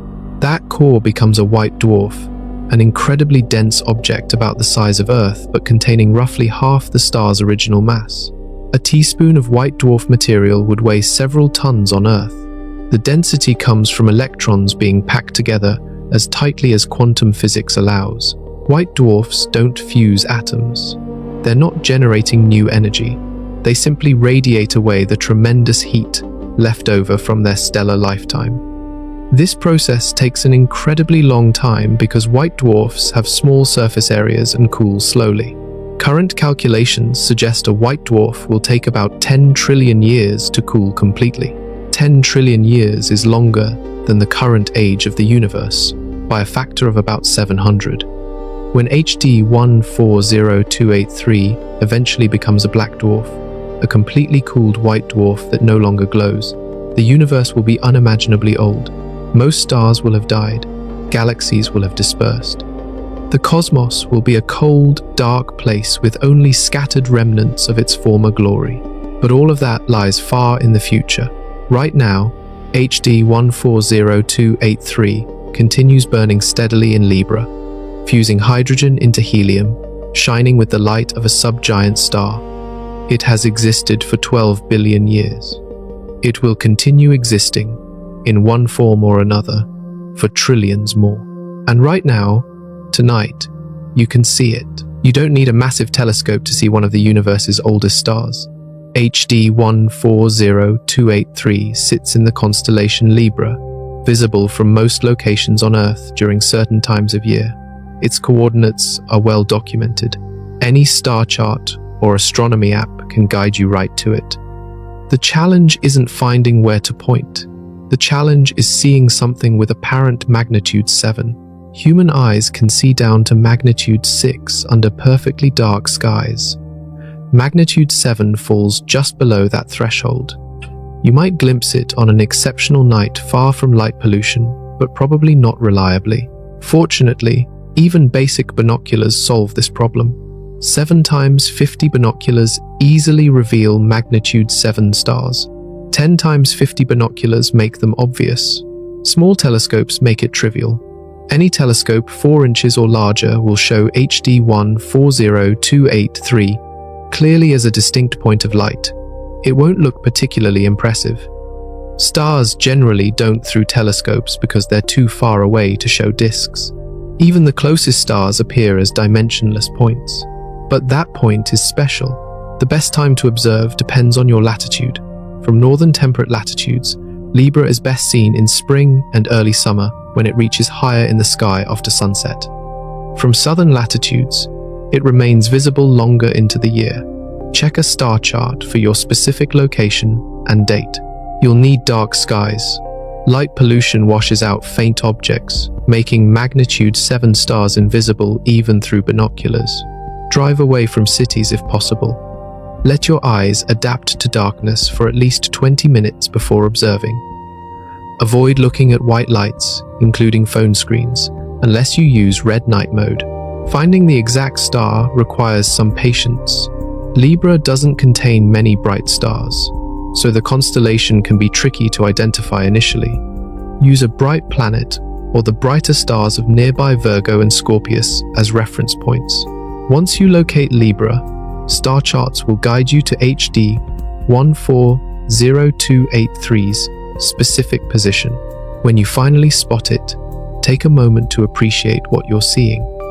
That light left the star's surface about 190 years ago, around 1835. It traveled through space at 186,000 miles per second, covering nearly 2 trillion miles to reach your eye. More remarkably, that light comes from a star that witnessed the early days of our galaxy. HD 140283 was already ancient when Earth formed 4.6 billion years ago. It existed before the dinosaurs, before complex life, before our planet even existed. The atoms in your body are younger than this star's light. This is what makes astronomy uniquely accessible compared to other sciences. A particle physicist needs billion-dollar colliders to study their subject. A molecular biologist needs sophisticated laboratory equipment. But an astronomer just needs clear skies and basic optical equipment to observe objects more ancient than imagination. HD 140283 isn't the farthest thing you can see with binoculars, or the brightest, or the strangest, but it might be the oldest. And there's something profound about pointing your eyes or binoculars at a particular direction and collecting photons from a star that formed 12 billion years ago, capturing light that bridges most of cosmic history. Look up, find it, and remember you're seeing one of the oldest objects still visible to human observation, the Methuselah star, ancient beyond comprehension, yet close enough to glimpse from your backyard. HD 140283 might not hold the record for long. Astronomers are actively hunting for even more ancient stars scattered throughout our galaxy. Every metal-poor star discovered adds another data point to our understanding of the early universe. Some of these stars might approach the maximum possible age, formed within the first few 100 million years after the Big Bang. One candidate, discovered in 2014, created immediate excitement. SMSS J031300.36 to 670839.3, located in the halo of the Milky Way, showed iron content so low that scientists initially couldn't detect any at all. Later measurements found traces, but at levels 100,000 times lower than our stellar neighbor. This star formed from gas enriched by perhaps a single supernova. Its calculated age came out around 13.5 billion years, roughly 1.5 billion years younger than the universe, not quite as old as the original HD 140283 estimate, but still incredibly ancient. This star witnessed the universe when it was barely 200 million years old, when the first galaxies were just beginning to assemble. Another fascinating discovery came from studying ultra-faint dwarf galaxies, tiny collections of stars orbiting the Milky Way. These small galaxies contain some of the oldest known stars, many with ages approaching 13 billion years. They represent fossil remnants of galaxy formation, preserved in cosmic amber. One star in these dwarf galaxies, catalogued as 2-mass Jonate 082002-51043778b, shows similar metal poverty to HD 140283. Its age calculations hover around 13.4 billion years. Finding multiple stars at these extreme ages confirms the dating methods work consistently. If errors were throwing ages off randomly, you wouldn't see this clustering near the cosmic limit, but astronomers want to push further. They're searching for stars that might have formed from gas enriched by population 3 supernovae. These would be the direct descendants of the first stellar generation, containing the chemical fingerprints of those primordial giants. Finding such a star would be like discovering a dinosaur fossil that still has soft tissue attached. The challenge is that truly ancient stars are incredibly rare. Most formed long ago in the early universe, but the vast majority have already died. Stars massive enough to be bright and easy to detect burned out billions of years ago. The ones remaining are small, faint, and scattered randomly through the galaxy's halo. Modern surveys are making progress, though. Projects like the Pristine Survey and the Hamburg ESO survey systematically search for metal-poor candidates. They examine millions of stars, measuring spectra to identify those with unusually low heavy element content. The promising candidates then get detailed follow-up observations. Each discovery helps map when star formation began in different regions of the early universe. Did all parts of the universe start forming stars simultaneously, or did some regions begin earlier? Did the Milky Way form stars before or after other nearby galaxies? These questions require finding and dating as many ancient stars as possible. HD 140283 pioneered this field back in 1951. Now, 70 years later, astronomers are finding its cosmic siblings and cousins. Each one adds detail to the story of our galaxy's birth. And somewhere out there, an even older star might be waiting for discovery, pushing even closer to the moment when starlight first illuminated the darkness. Ancient stars remember when galaxies were being born. HD 140283 formed during a crucial period in cosmic history. The universe was transitioning from a simple collection of scattered stars to a complex web of organized galaxies. Understanding exactly when stars like this ignited helps astronomers reconstruct that transformation. Current evidence suggests the first small protogalaxies appeared around 200 to 400 million years after the Big Bang. These weren't majestic spiral or elliptical galaxies like we see today. They were tiny, chaotic collections of gas and stars, maybe a few hundred light years across, containing only millions of stars rather than billions. These baby galaxies were incredibly violent places. Star formation occurred at frantic rates. Supernovae exploded constantly, blasting metal-enriched gas into surrounding space. Black holes grew rapidly in galaxy centers, consuming matter and releasing tremendous energy. The early universe was far more active and chaotic than the relatively calm cosmos we observe today. HD 140283 probably formed either in one of these early protogalaxies or in the halo region as they began merging together. Its low metallicity indicates formation before much enrichment had occurred. The star witnessed the Milky Way's assembly from scattered building blocks into a coherent structure. This matters because galaxy formation remains one of cosmology's biggest unsolved puzzles. Computer simulations can show gas collapsing under gravity and stars igniting, but the details depend on dozens of parameters that aren't perfectly known. Things like how efficiently gas cools, how star formation responds to feedback from supernovae, and how dark matter influences the process. By studying stars like HD 140283, astronomers can test these simulations against reality. If models predict certain metal enrichment levels at specific times and observations match those predictions, that builds confidence. If observations disagree, the models need adjustment. The age of HD 140283 tells us that substantial star formation was already happening 12 billion years ago. The universe was less than 2 billion years old at that point. Gas had collapsed into structures, fragmented into star-forming clouds, and ignited nuclear fusion. The cosmic infrastructure for making stars was already well established. This matches what the James Webb Telescope is finding. Those surprisingly large galaxies at high redshifts aren't quite as shocking when we consider that stars like HD 140283 prove efficient star formation happened early. The universe didn't waste time. As soon as conditions allowed, gas began forming stars at impressive rates. But questions remain. Why did some regions form stars earlier than others?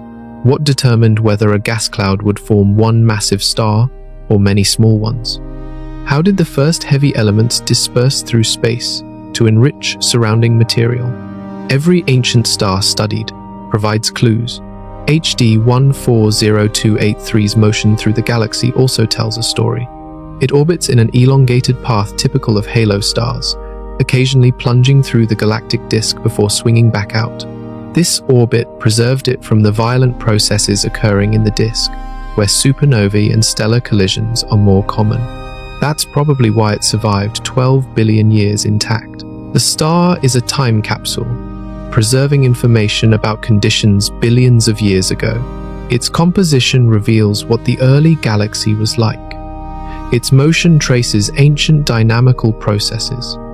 Its mere existence confirms that low-mass stars formed alongside massive ones in the first stellar generations. HD 140283 wasn't the only timing puzzle challenging astronomers. The universe contains numerous objects whose ages initially seemed impossible or contradictory. Each one forced scientists to carefully examine their assumptions and improve their methods. The resolution of these mysteries often revealed new insights about cosmic history. Globular clusters presented a similar challenge to the Methuselah star. These dense spherical collections of hundreds of thousands of stars orbit in the halos of galaxies. Early age estimates for the oldest globular clusters came out around 16 to 18 billion years. Clearly impossible if the universe was only 13.8 billion years old. Just like with HD 140283, better measurements resolved the contradiction.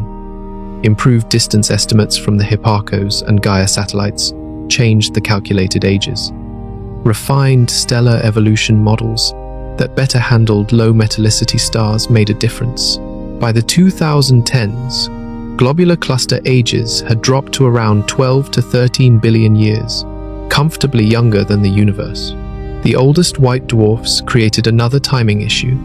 These stellar remnants cool predictably over billions of years, making them cosmic clocks. By measuring how cool the oldest white dwarfs have become, astronomers can estimate how long they've been cooling. Early calculations suggested some were older than the universe. Again, better measurements fixed the problem. Improved understanding of white dwarf cooling physics, better distance measurements, and refined atmospheric models all contributed. The oldest confirmed white dwarfs now show ages around 12 to 13 billion years, consistent with other ancient objects. A different kind of age puzzle involves the expansion rate of the universe. Two methods for measuring the Hubble constant give slightly different values. One uses the cosmic microwave background, looking at the early universe. The other uses supernovae and other distance indicators, looking at the nearby universe. The discrepancy is only about 9%, but it's persistent and statistically significant. This Hubble tension, as astronomers call it, might indicate unknown physics affecting cosmic expansion, or it might reflect subtle measurement errors in one or both methods. Resolving it will either reveal new phenomena or teach us about systematic biases in our observations. Either way, the answer will be scientifically valuable. Fast radio bursts present yet another mystery. These millisecond pulses of radio waves come from distant galaxies. Some show patterns suggesting they come from incredibly dense objects like neutron stars. But calculating when and how these objects formed requires understanding the host galaxy's history. The ages don't always match expectations, suggesting gaps in our models. The most distant quasars offer similar puzzles. These brilliant objects, powered by supermassive black holes, appear at times when the universe was less than 1 billion years old, but forming billion stellar mass black holes so quickly challenges current theories. Either black holes grow faster than models predict, or they started from more massive seeds than expected, or something else is going on. Each of these mysteries follows a similar pattern to the Methuselah star saga. Initial observations suggest something impossible. Scientists carefully check measurements and models. Usually, improved data resolves the contradiction. Occasionally, it reveals genuinely new physics. The process of resolving these puzzles drives astronomy forward, forcing constant refinement of our understanding. The quest to measure cosmic ages with perfect precision continues. New telescopes and instruments coming online over the next decade will revolutionize how astronomers measure stellar ages. The precision that took decades to achieve for HD 140283 will soon become routine for thousands of stars. This explosion of data will transform our understanding of galactic history. The extremely large telescope, currently under construction in Chile, will have a primary mirror 108 feet across when completed. That's nearly 5 times larger than any existing optical telescope. Its light-gathering power and resolving ability will enable detailed spectroscopy of faint ancient stars that current instruments barely detect. This matters because many potential ancient stars remain too faint for detailed study right now. Astronomers can identify candidates through rough measurements, but calculating precise ages requires high-quality spectra that only massive telescopes can provide. The extremely large telescope will turn those candidates into precisely dated cosmic fossils. The Nancy Grace Roman Space Telescope, scheduled to launch in the late 2020s, will survey huge portions of the sky simultaneously. Unlike Hubble, which studies small fields in detail, Roman will observe wide areas quickly. This combination of survey speed and space-based precision will identify thousands of ancient star candidates for follow-up observations. Improved stellar evolution codes will continue enhancing age calculations. As computers grow more powerful, simulations can include increasingly complex physics. Things like turbulent mixing in stellar interiors, magnetic field effects on structure, and detailed nuclear reaction networks all improve model accuracy. Each refinement reduces uncertainty in calculated ages. Machine learning is already starting to contribute. Algorithms can analyze stellar spectra faster and more consistently than humans. They can identify subtle patterns that indicate age, metallicity, and other properties. As training datasets improve, these tools will become increasingly valuable for processing the enormous quantities of data future surveys will generate. Gravitational wave astronomy might eventually contribute to cosmic age measurements in unexpected ways. When neutron stars or black holes merge, they produce gravitational waves we can detect. If we could determine when these compact objects formed based on their mergers, that would provide independent age estimates for different stellar populations. Improvements in distance measurements will continue reducing age uncertainties. The Gaia satellite is already in its extended mission, measuring parallaxes for over 1 billion stars with unprecedented precision. Its full dataset, when completely processed, will revolutionize our 3-dimensional map of the galaxy and enable more accurate age determinations for countless stars. Theoretical advances matter too. Better understanding of Big Bang nucleosynthesis, improved models of the first stars, and refined calculations of cosmic expansion history all feed into age determinations. Sometimes the breakthroughs come from observations, but just as often they come from theorists finding better ways to interpret existing data. The goal isn't just satisfying curiosity. Precise cosmic ages help constrain fundamental physics. They test theories of gravity, dark matter, and dark energy. They reveal how structure formed in the early universe. They constrain the properties of mysterious components making up most of cosmic energy. HD 140283 pioneered this journey 70 years ago, when Joseph Chamberlain first noticed its unusual composition. Now, as technology advances and understanding deepens, that ancient star's cosmic siblings will tell us even more about where we came from and how our universe evolved from simplicity to the magnificent complexity surrounding us today.